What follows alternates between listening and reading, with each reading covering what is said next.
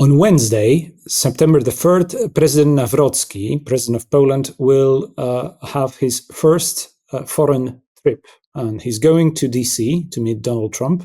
We're going to see and hear how this meeting goes, but only in 2 days from the recording that we're having today.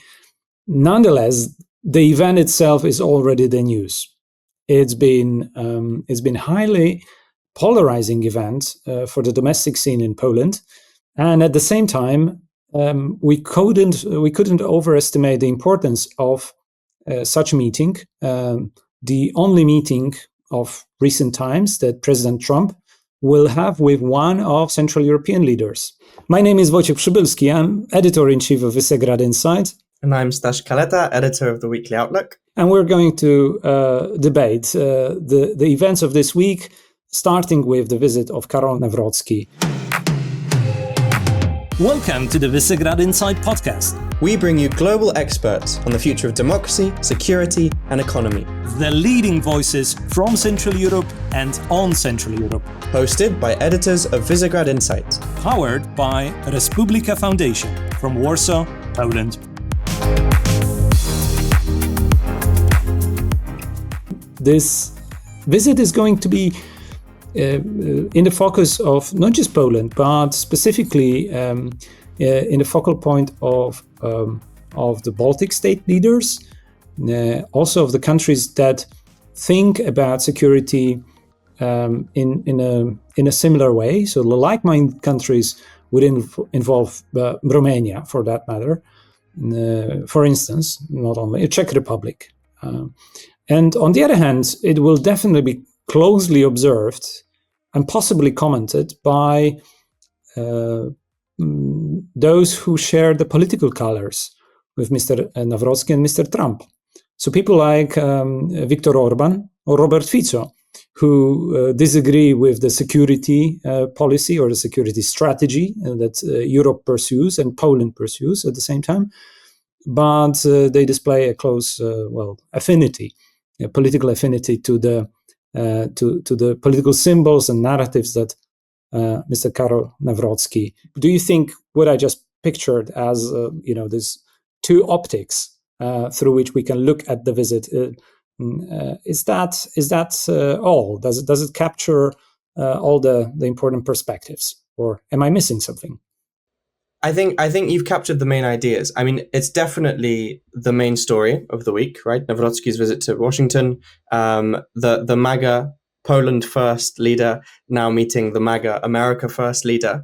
And I think it's the big news because, no one really knows what to expect. Will this be a kind of 10-minute meeting? We've seen that meeting between Trump and Nawrocki before during the election campaign. Will there be a shock announcement? We don't know. We know that the Foreign Ministry of Poland is somewhat concerned about this because the big news of the last couple of days in Poland was that they sent a note to the presidential office, basically telling them, the do's and don'ts of what they expect from Nawrocki. And this was then, which we have to say. I'm sorry to interrupt. Is a normal procedure for government according to the constitution and the prerogatives of the government that has the mandate to lead on the foreign policy in coordination with president, but the president cannot overstep the government. So essentially, the government is leading on the policy priorities, foreign policy priorities. Now, apparently, Mr. Nawrocki team thinks that it's a good strategy to subvert this practice. Huh? Absolutely, yeah. I mean, so exactly, you're right. The strategy. The foreign ministry is the one that should be leading this. And what they've done is according to strategy. What isn't according to strategy is leaking this to the press, which is what appears to have happened from the presidential office. And so you got this, these responses where the office of Nawrocki said that these instructions were a joke, even though, as you say, this is normal, procedure. And then Sikorski, the foreign minister, writing on X that, his first reaction would be to check which of the president's advisors was such a fool to leak this news. And then adding, we all know in which matters the president can represent the entire Polish state and which ones himself. So, I mean, this is very interesting. and because they're also, in addition to the points you mentioned, alludes to, this growing, I think, tension between the government and the presidential office. I mean, one of the statistics which I thought was really important to highlight in the Weekly Outlook is that Nawrocki has issued already the same number of vetoes, so 4 vetoes, in his first month as his predecessor Andrzej Duda did in the over a year that he was president while the current government was in office. So very a lot of discontent, I think, growing between these two governments. We had a bill on energy prices, which was together with a bill on how to make wind farms and wind energy. There was another bill on child protection rules, and perhaps most importantly, one on support for Ukrainian refugees living in Poland, which, again, Poland first, that's the ballot that Nawrocki campaigned on, and he claimed that, Ukraine should make more of an effort to work in Poland to receive financial support.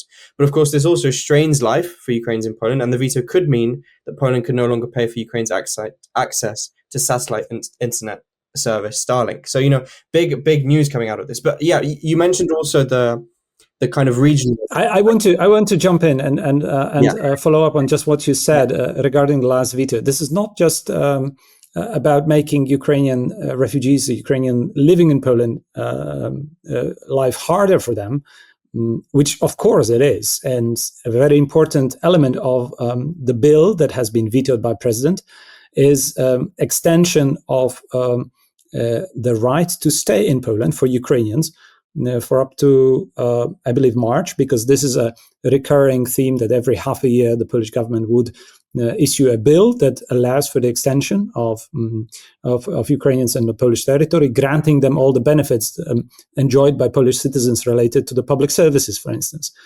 But that can be read at the same time, and it is read by people from private sector, so SMEs, the bread and butter of the Polish economy, as a situation in which they are targeted by such a decision of a veto, presidential veto, because of the saturation of the work market, of the labor market in Poland, with Ukrainian workers, both in private sector and also in public sector, including doctors, for instance, health workers. So we know how it went in a number of other countries. Political reasons dictated anti-migration stance. Here, Mr. Nawrocki does not say anti-migrant things that much regarding Ukrainians, but he's essentially doing a thing that hurts the Polish economy.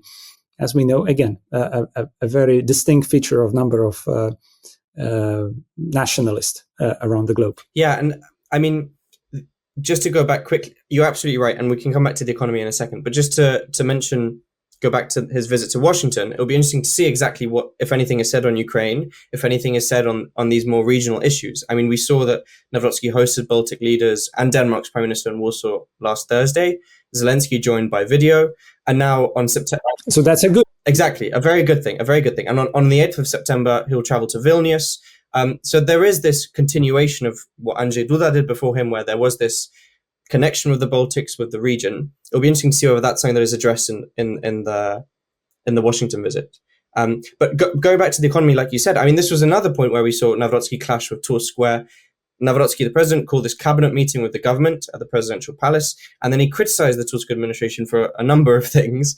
One of them being overseeing a record budget deficit, another for delaying this mega airport, and then we saw Tusk, fight back, saying, well, actually, his administration will try to circumvent Nawrocki's vetoes or try to make it easier to install onshore wind farms.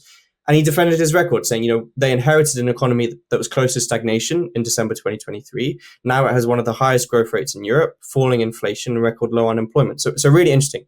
And then in the context of this, obviously, last week, we also had this new draft budget pushed forward. I don't know if you wanted to mention some analysis. Yeah, I can mention draft budget, and it's really important. I think that we're already entering a period when the governments, and we should be reviewing more of the budgetary plans from across Central Europe very soon as well on Visegrad Insight, are making plans for the next year budgets.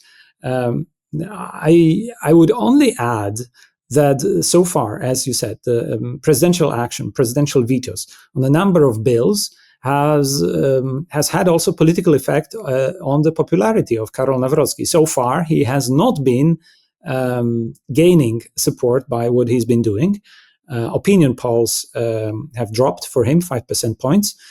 So from number one position he enjoyed in the past months, he all of a sudden dropped to position number 2. And the first one is Radek Sikorski, Deputy Prime Minister, Minister of Foreign Affairs, which is definitely, to his liking, even though his popularity did not grow, he stayed the same. But for Karol Nawrocki, it's a hard start, and I think it's a little bit different than Donald Trump, though they can share the experience of dropping approval ratings in the beginning of their presidency. For Karol Nawrocki, it's going to be more difficult because he doesn't have the toolbox that Donald Trump enjoys. He's not a powerful president in the sense of shaping policy and an agenda. And an example of that is exactly the budgetary law. So the budget that has been proposed, we have, again, a record high spending on military equipment, the army overall. The budgets on defense in Poland is going to, according to plan, go at 4.8% of GDP. This is important. Poland is continuing to lead on this topic for the rest of Europe. So basically, we deliver security to other partners who are lagging behind. And fortunately enough, Germany is trying to get to speed also to decide how they are going to go about this challenge and utilize their potential in order to perhaps go back to the driving seat at some day for Europe. But Poland so far is the one that makes the biggest purchases in different countries, and that dictates relationships, political relationships, and influences the agenda of our partners, security and economic partners across the bloc we belong to, EU and NATO. And this is giving a very powerful chip. And for Karol Nawrocki, well, he cannot do anything about it because the budget law is the only one that the president in Poland actually cannot veto. He can veto every other law, and it's very hard to overrule. But when it comes to budget, it is actually Minister of Finance and Economy, Andrzej Domański, and the whole government that decides what the budget will be. For president, there is nothing to say about it. Hi, if you're enjoying this episode, why not subscribe to Visegrad Insight? This gives you access to all our latest content online, as well as to our live and online events. You can use our special promo code for Visegrad Insight podcast listeners to get 35% off. Just go to visegradinsight.eu, choose a yearly subscription, and apply code Visegrad35. And now, back to the podcast. So you talked there about Poland leading the region and the region's security. And I think that's really important. I think the budget is a clear sign of this. We also had... I think it's just more than region. Sorry, yeah. I have to say that I think it's more than region. I meant that this, the level of investment is impactful for other partners in Europe. I mean, clearly for the Weimar partners, Germany and France, and Poland has elevated its status in the past months and over a year in its talks with the so-called Big Five, including also Italy, when it comes to military industry and financing army and commitment. Definitely. Very good to highlight this. And I think an example of this was, last week we got people are coming back from the summer and they're talking a lot more about things like the 19th sanctions package on Russia. We're talking about the use of frozen Russian assets. I think that is something that very much Poland and the Baltics also are driving, as you said, not just in a regional way. I mean, so we saw, for example, Foreign Policy Chief Kaja Kallas. She was saying that, the use of frozen Russian assets is something that will be explored to fund Ukraine's defense and reconstruction, but right now is not politically viable. We see opposition from France, from Germany. But actually the drivers of this, and I think making this more of a topic, is the likes of Poland. So we see, for example, Sikorski, again, we mentioned him, saying that Poland would help ensure Belgium, where most of these assets are held, to make sure it's not at risk to Russian, basically legal, suits should these assets be used to support Ukraine. And he said, Belgium has consistently declared its readiness to release these assets, provided we demonstrate practical solidarity. And that's what he is trying to create. The problem is that also we have all of these opposite factors coming in at the other end of the spectrum from this region that we talk about. Most clearly Hungary, which in contrast to Poland, which is trying to use frozen Russian assets, actually filed a lawsuit against the European Peace Facility and all of these billions of euros in EU being sent to Ukraine. The other examples of this other end of the spectrum that we saw, and we'll see more of this week, is that Slovak Prime Minister Robert Fico will travel to Beijing alongside Serbian President Aleksandar Vučić to attend this Victory Day military parade there. Basically joining President Xi Jinping, but also leaders of some of the world's most heavily sanctioned nations like Russia, North Korea, Iran, and Myanmar. So great compatriots to work with in this show of strength against the West, which is, another incredible move after their visit to Moscow earlier in the year. I'm sure you have more to say about this as well. Yeah, I hope hopefully I wouldn't like to talk more about it, but indeed Slovakia is and Serbia on its track officially, at least on the EU membership and part of the part of the countries that are producing critical resource also for Ukraine in terms of munition, for instance. That's stunning that at meetings in China, we have representatives of those countries in clear display of a bit of whataboutism about, why do you criticize China? Because, the West is as bad as your arguments about Beijing and the rogue states, which are exactly sanctioned. So there is this old tactics, the narrative tactics that we know from the communist period of the mid 20th century, to divert attention and to point a finger at the West when clearly some arguments of principles arise. And on the other hand, and this is also a very dangerous moment because Slovakia or Serbia are not as important as Mr. Putin, who meets with Xi Jinping in the midst of the peace efforts Trump tried to sponsor. Probably he's still sponsoring those. And he's taking no significant action to coerce Russia, as it was announced and expected that he might, or at least if some did not expect, then at least it was said that this is in the air, that there are new sanction packages and coercive action.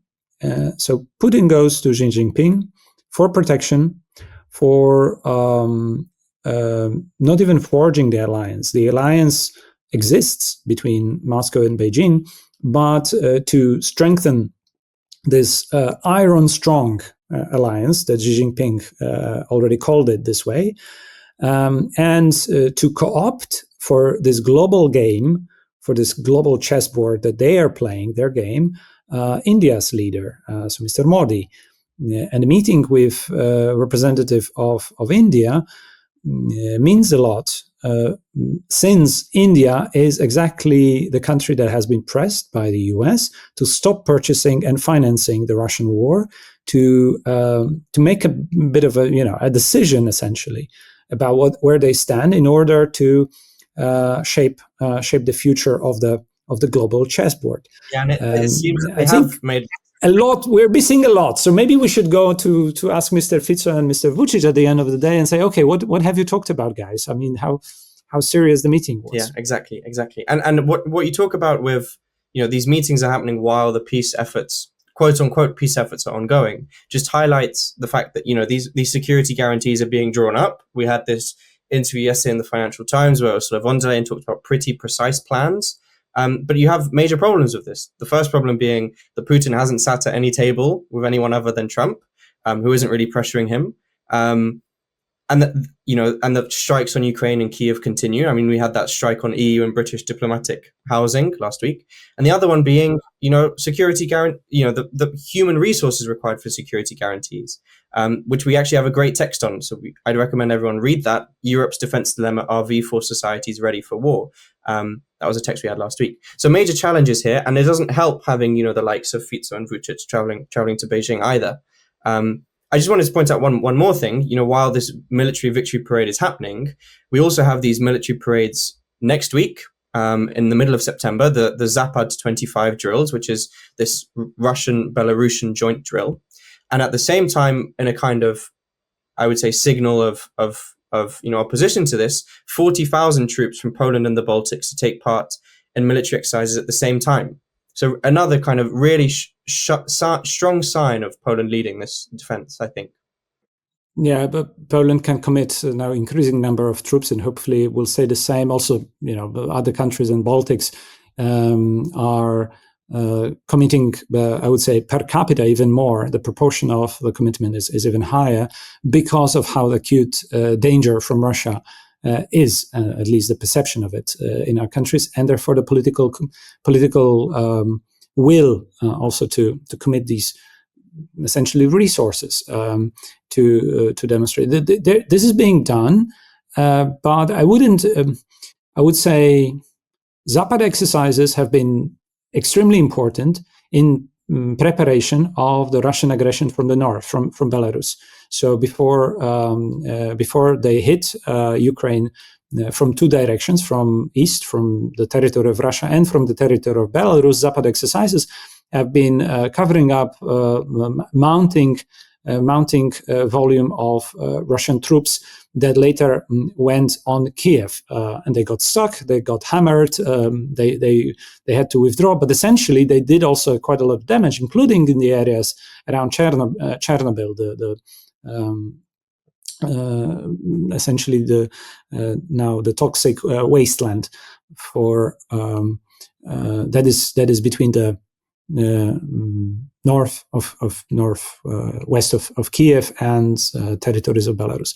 So that has been against predictions and foresight of many civil analysts who said nothing is going to happen. This is going, as you said, this is going up and down the hill with marching up and down just to demonstrate by the armies the certain political message, but no actual action. But it was actually something that was concealing military intentions. Except that military intelligence was aware of that. Nobody listened, but military intelligence in our countries was signaling the real possibility of a military threat.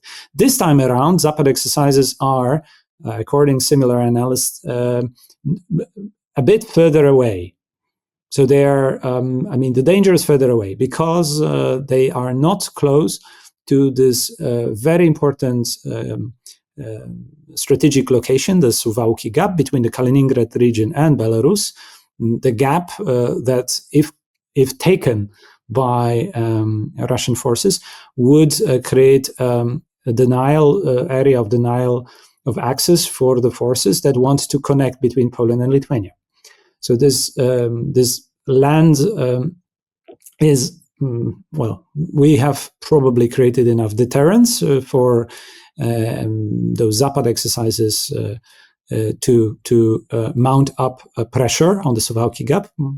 Never say never with Russian ambitions, geopolitical ambitions, but it seems like this time around Zapad is not that dangerous, and I don't think it is going to mount a lot more in terms of the threat for Ukraine. Nonetheless, this is a continued pressure to which Baltics and Poland are responding. Definitely. I mean, maybe we can finish with a quote from von der Leyen, because she was on her tour of frontline states recently, and she's finishing today in Romania and Bulgaria on Monday.